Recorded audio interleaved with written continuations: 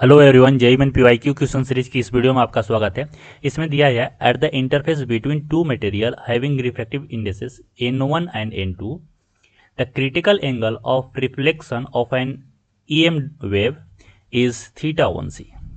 ठीक है, यानी कि जो n1 और n2 के बीच में जो क्रिटिकल एंगल है वह है theta 1c। The N2 material is replaced by another material having refractive index N3 such that the critical angle at the interface between N1 and N3 material is theta 2c।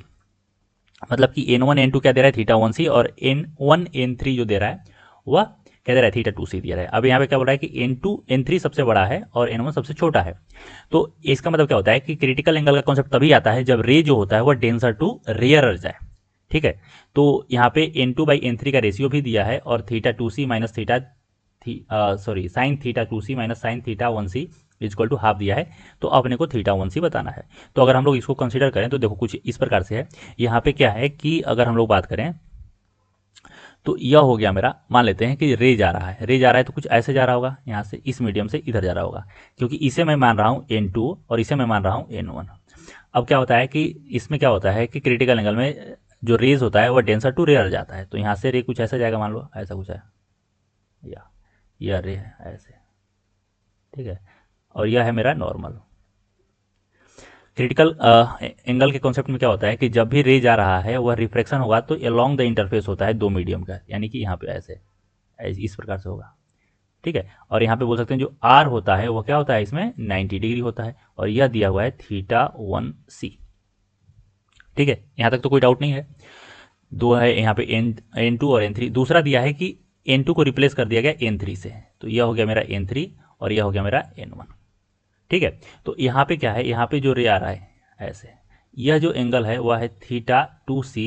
बोल रहा है क्या हो रहा है, रिफ्रैक्शन के बाद यह इस तरह से खुल जाएगा इंटरफेस से, यानी कि आर क्या होता है, आर होता है 90 डिग्री, किसमें तो क्रिटिकल एंगल में, और यह क्या है नॉर्मल। यह अपने को दिया हुआ है। और क्या दिया हुआ है, और यह भी दिया हुआ है कि जो N2/N3 है वह दिया है 2/5। और क्या दिया है, और दिया है यह। तो अब यहाँ पे हम लोग आराम से स्नेल्स लॉ अप्लाई कर सकते हैं एट क्रिटिकल एंगल में। अगर हम लोग स्नेल्स लॉ अप्लाई करें, पहले हम लोग इसके लिए बात कर ले रहे हैं, इसके लिए बात करें तो क्या लिखेंगे बताओ। यहाँ पे लिखेंगे N2 sine theta 1c is equal to N1 into sine 90। तो यहाँ से साइन थीटा 1c कितना आ गया, N1/N2। ये डायरेक्ट हम लोग देखो क्या होता है ना कि sine critical angle, sine theta C मान लो क्रिटिकल एंगल है, तो यहाँ पर डायरेक्ट हम लोग लिखते हैं कि N of rarer medium by N of denser medium, simple. ठीक है, ऐसे लिख सकते हैं डायरेक्ट, और वही आता भी है, देख लो यहाँ से वही आया। ठीक है, उसी प्रकार से अगर इसमें हम लोग बात करें सेकेंड वाले में, तो साइन थीटा 2c को क्या लिख सकते हैं, तो यह लिख सकते हैं refractive index of rare medium which is N1 by denser medium which is N3। ठीक है भाई, ये हो गया मेरा दो इक्वेशन 1 और 2।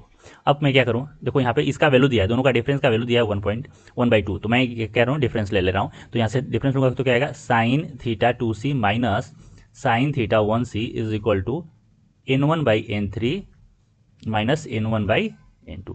ये इसका वैल्यू दिया है अपने को, यह कितना दिया है 1/2।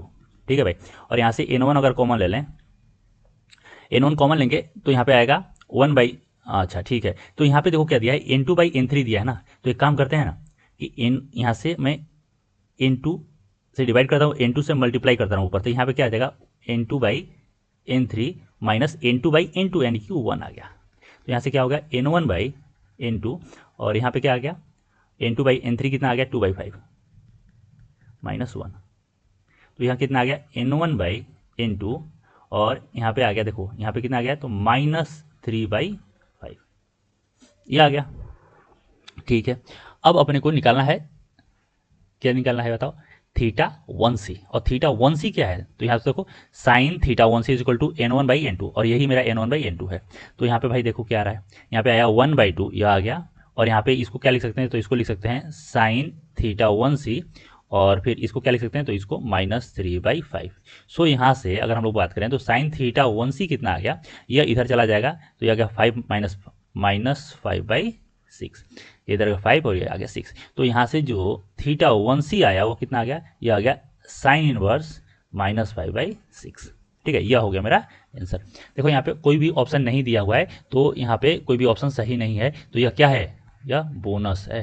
ठीक है, तो अगर आपको वीडियो पसंद आया तो वीडियो को लाइक कीजिए, चैनल को सब्सक्राइब कीजिए, कुछ पूछना है तो कमेंट सेक्शन में मेंशन कीजिए, मैं रिप्लाई जरूर करूंगा। आज के लिए इतना ही, थैंक यू सो मच।